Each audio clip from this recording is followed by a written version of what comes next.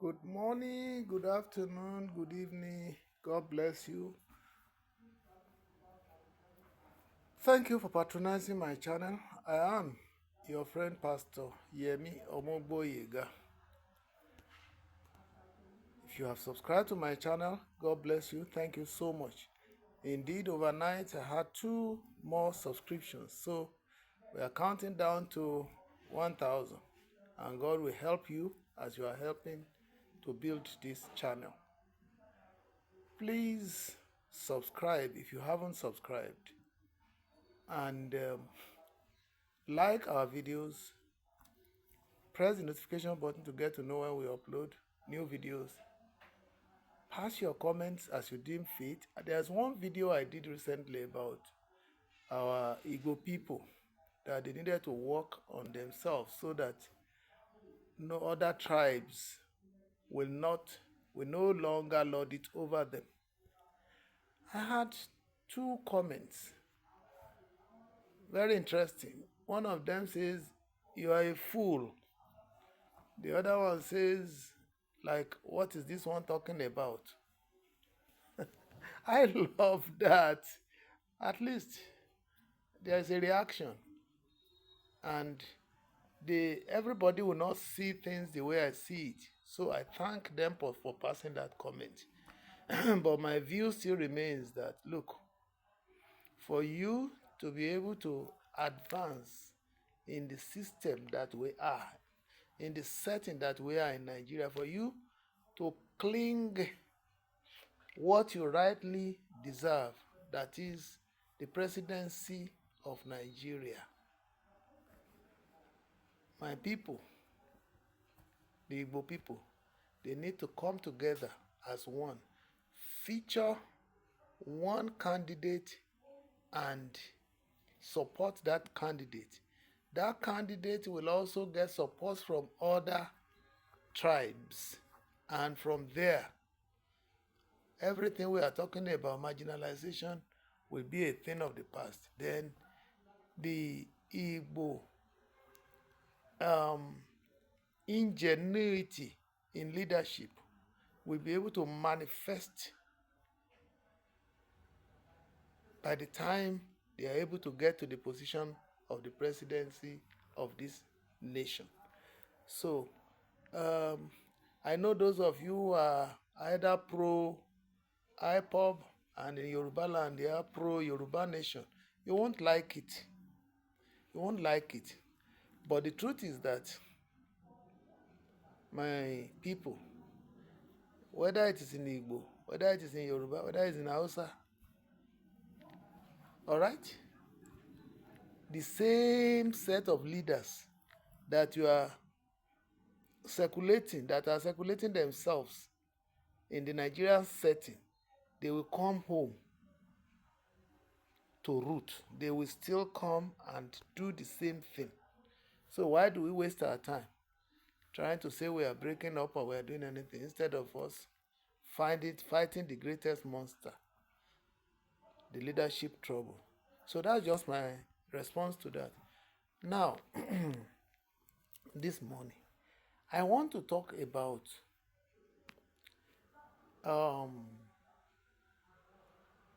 and I call it it's all about our religious leaders. And there is a trend that is going on now.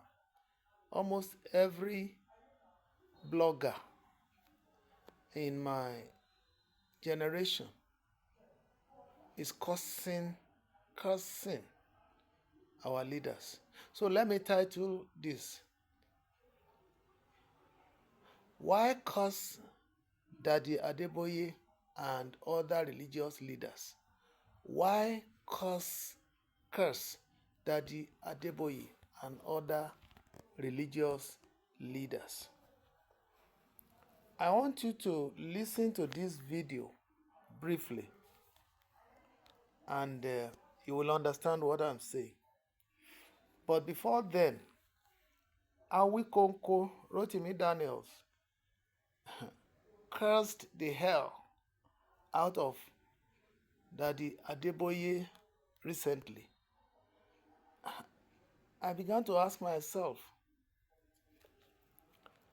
Do these people deserve our curses?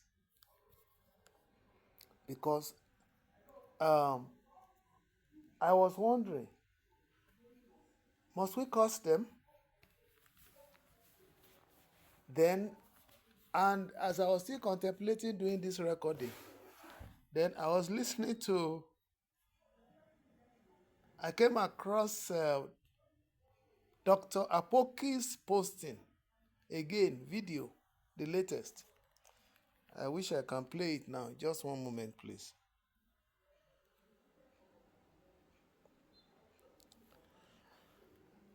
Just one moment. I wish I can do it. I'm not very...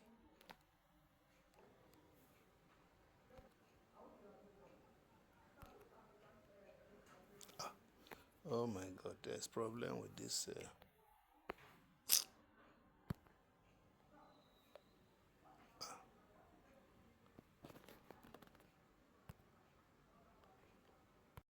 Yeah, sorry. Let's listen to this video from Dr. Apoki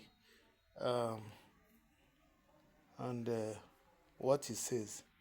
As I came here, when they come back to Nigeria, when they come to Nigeria, I want them to live in an environment that is not different from this.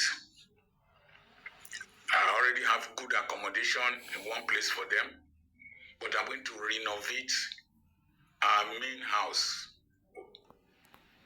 our compound. We're going to renovate it so that when they come, they will live comfortably, and my grandchildren will always tell their parents, let's go and see Granny. Let's go and see Grandma and Grandpa in Africa. I can create a little Europe in my system. That's the motivation I had since I came here. And only God will punish our leaders, punish them. Punish our leaders and those who support them. God will punish you. Punish those who defend them, who have come here, seen and enjoyed the luxuries of developed societies and deliberately steal our wealth to come and invest here. God will punish you. God will punish your media aides that defend rubbish. God will punish your commissioners and your ministers for information that defend rubbish. God will punish your parasites that defend rubbish. I looked at the soles of my shoes. No sand, no sand. We've been trekking, no sand on the soles of my shoes. God will punish you people that enjoy, God, my generation that enjoy the benefits of this country and of Nigeria, and you are ruining the country. God will punish you. The Bible says, pray for your leaders. It didn't specify it. God will punish you. Punish you. To fly from Abuja to Lagos now, the amount they are quoting. Poor man can't fly. Poor people's children can't go to school. Electricity has not gone off here. Since I came, everything, law and order. You individuals that contribute to the rot of our country, God will punish you. You will not enjoy the money you steal. You will not enjoy the bribe you take. You will not enjoy the money politicians give to you, including religious leaders. God will punish you. Yeah, people. You don't like me now, you sabi. I have a conference coming up on the 8th and on the 9th. Sorry, we may not have a perfect situation, so kindly bear with me as we go on.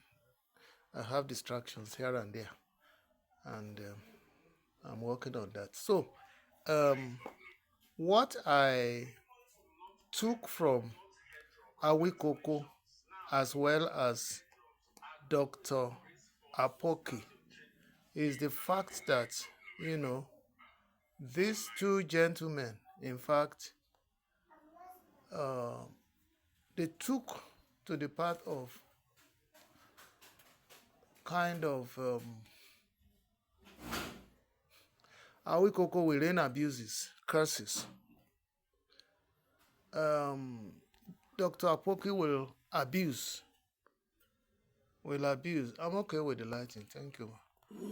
Dr. Apoki will abuse. Now, as a pastor myself, I begin to wonder. I can understand Awikoko. Indeed, the next video I wanted to do, which is this one now, was to actually counsel him to stop raining curses, abuses, and everything on, particularly that the Adeboye, that the Kumuyi, that the Oyedepo, all those people that are in the forefront of the problems that all of us are trying to address. What is the reason? I have two reasons. From the biblical perspective, Bible says we should pray for our enemies. Take good care of them, not minding what they have done. And then Bible also says, just like Dr. Apoki rightly quoted, the Bible says you should pray for your leaders. And indeed, it's an eye-opening that he tries to say, okay, prayer is prayer. Whether prayer is the prayer of abuse or prayer of blessing, the Bible did not specify. It's just the same thing as that passage, I think it's Matthew 5 also, that says you should not go to the law courts to address your issues. That if you go there, they will take your money, take your time, and the justice you are looking for, you may not get it. Does that say that Christian cannot go to court until people started crossing my path serious in an annoying manner? I took that passage to mean that, as Christians, we are not supposed to go to court. Yes, we are not supposed to. But is it a sin? If you went to court, somebody is cheating you and you know your right, you went to court to to claim your right. So it was then that I got the reply that, look, Christ himself did not say don't go to court. He only counsels, he only advises, he only tells you the implications of what you are likely to meet in the court. So if you go to court, he did not say it's a sin to go to court. Just like Dr. Poki says here, or rightly says here that, praying for your leadership can be for good or for bad. So that one is not also saying that you cannot, if you have genuine matter as a Christian or as a pastor, even as a GO, and you want to take it up in the law court, it is not a sin. What we should run away from is a sin. Not that because of that you now deprive yourself of your right, that you have the capability to pursue even to logical conclusion. So it's not a sin. But when you are going, you will remember what Christ said. Whatever you meet, you will have to accommodate. So that is all these are from the religious perspective. From a cultural perspective, I looked at it. I always say it anytime. Nobody can be more touched or disappointed in Daddy Adeboye probably than myself. I know that, why is this thing dark again? Please bear with me. Nobody can be more touched and more annoyed with our daddy. He's still our daddy, but than myself. Because one thing that annoyed me most about Daddy Adeboye is the fact that I was shocked to realize that he claimed to know the Bible inside out, but unfortunately, he did not understand Hebrew 7 that distinguishes between the Old and the New Testament and that puts a stop to the legalistic practices in the Old Testament and lay emphasis upon love, forgiveness, grace, mercy in the New Testament. Thank God he has come back to say he apologized to the people that he had deceived. Because if he had understood that very passage, that a new order has come, that a new testament has taken over, a new covenant suretied by Christ. Christ himself, who preached love and taught love and had, taken over, he would not have said what he said. But even his apology, does it really, is it really genuine? Does he really address the issue? It's just a camouflage. Like I summarized there, I said, he has not really apologized. He has only come to tell you that I will punish you the more. So try and be ready, especially as far as money is concerned. So because of that, I was so touched. Is it the fact that he has led us to be preaching and teaching what he has just said? How many times have I thought that as an area pastor in RCCG previously, that if you don't pay your money, you won't make heaven? How many times have I said to my members then, that, things were tight for them because they did not pay their tithes? How many times have I rebuked and cursed them myself that, God is punishing them because they are not doing the will of God, and so on and so forth. So I was so touched like them. Incidentally, Awikoko and I, we don't know ourselves, but we happen to attend the same parish together, Jesus Chancery, Ibadan. Today I'm off redeem. Today he's off redeem. Aduni is off redeem. I think Aduni is another embittered, highly embittered person with the practices of redeem. And every one of us, we are talking from our own experiences. So, but that notwithstanding, I looked at it now from the cultural perspective. If somebody is older than you, you need to give him some respect.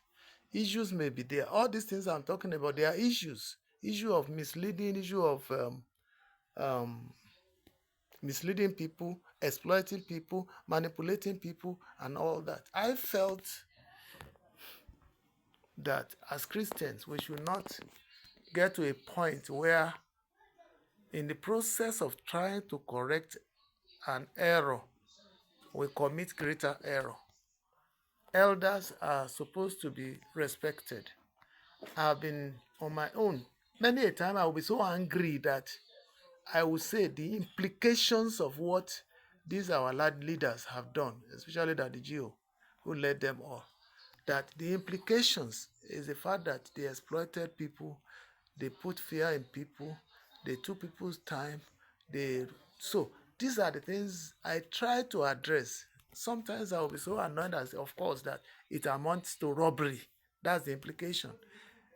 It amounts to even stealing. But I will not call them directly a liar. I will not call them directly.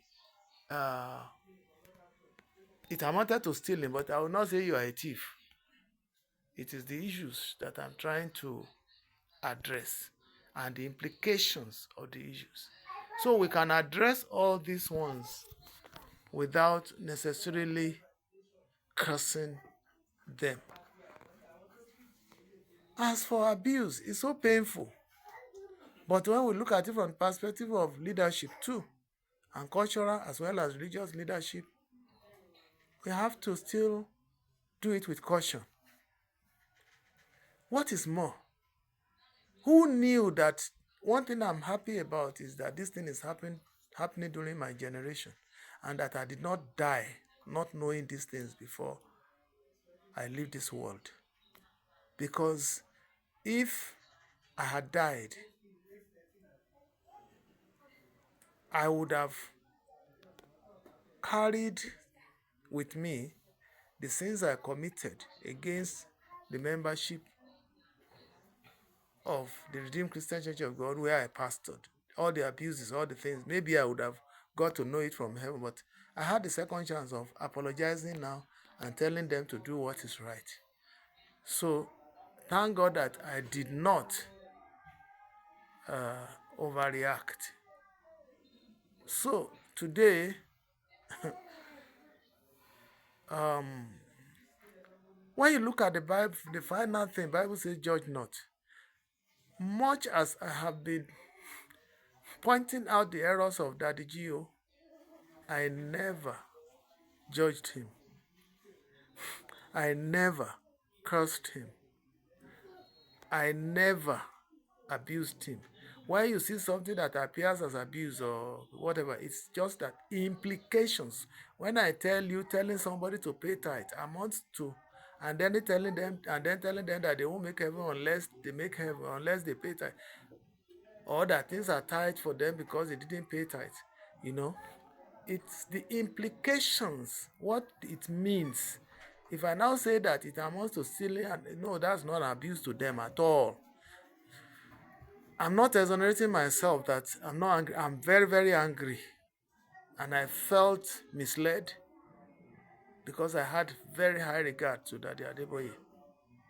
But it's human. He has disappointed me. He has. Vengeance is in the hand of God. And God has started taking his vengeance upon them, because who knew that anybody can face them in their koro lifetime and begin to point out to them that their ignorance of the word of God they profess to know better than anybody. And that's enough punishment. So God himself is doing what he wants to do by exposing all these deceits. But I think when we are correct, our focus is to make sure that the next generation does not suffer the same fate that we suffered. The face of deceit, this face of deception.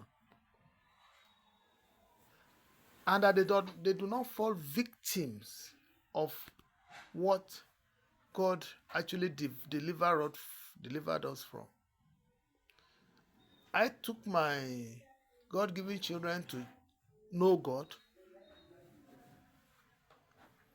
I didn't make a mistake in doing that. Train your child the way he should go, so that when he grows up, he will not depart from it. But when I discovered that the indoctrination I was giving, that I was passing to them, was wrong, I had to come back to them and tell them, I took you there. The choice is now yours. This is the truth. The Bible says you shall know the truth, and the truth shall set you free. Know God for yourself. And I apologized for, myself, ignorance, because if I had known better, I wouldn't have gone to RCCG. So I apologized. So what am I saying in essence? I don't think it is worth it for us to be cursing, abusing, and doing everything that we are saying, because it will just portray us as if we don't respect elders. We know that they've hurt us. They've hurt our generation in particular. But we must free the next generation from them. Let us focus on that, so that even the people we are trying to deliver will not copy the spirit of abuse, the spirit of, they will not see us as being disrespectful, and that they too will not come to disrespect us later. I just felt that I should say this.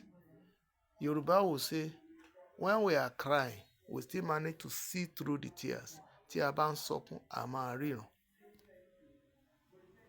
I think we should not go to the extremes of cursing or of judging them. Let's leave them to God. They've hurt us seriously, to our bone marrow, to me, to my bone marrow, Adunio, to her bone marrows. Awikoko, I don't know the extent, but the fact that we all discover that there are serious gap between the Christianity that they profess to us and the practice of the same Christianity is hurting enough. But let's not, because of that, throw the baby away with the bathwater. Let's not throw away the baby with the bathwater. Otherwise, we would have been seen as taking the position of God, that is, of judging them. God knows what to. I mean, these people went to all these countries. Look at Dr. Apoki's revelation. Very fine. They went to all these places and they came back and keep their children there so that they reserve them there so that they'll come back and be oppressing us here. Is it not God, only God that can judge? Let's leave that to God. He's a God of justice. He's a God of mercy. If they think that is how to do it, to keep us perpetually under them, God will throw them away one day. That's just my take. Please, let them not portray us in the eyes of the right-thinking public as if we are stubborn, we are rude, we are this, we are that. That's what they want to achieve. Let's not fall into the trap. They've done what they want to do. God will repay them himself.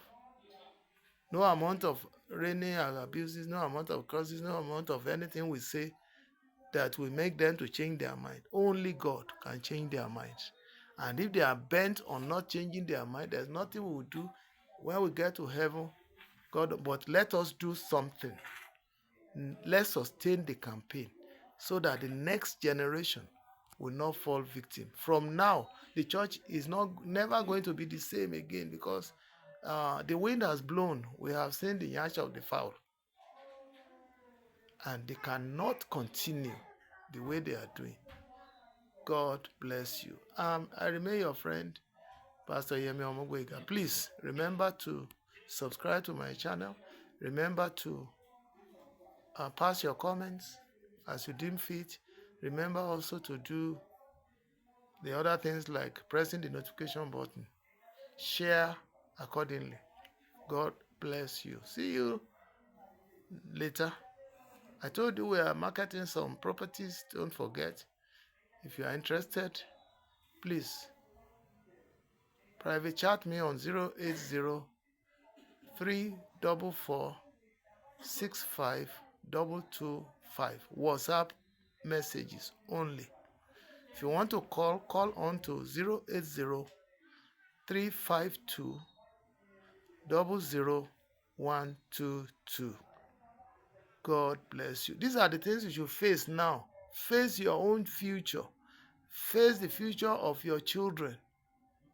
Don't let anybody compromise their destinies. God bless you. Have a wonderful time.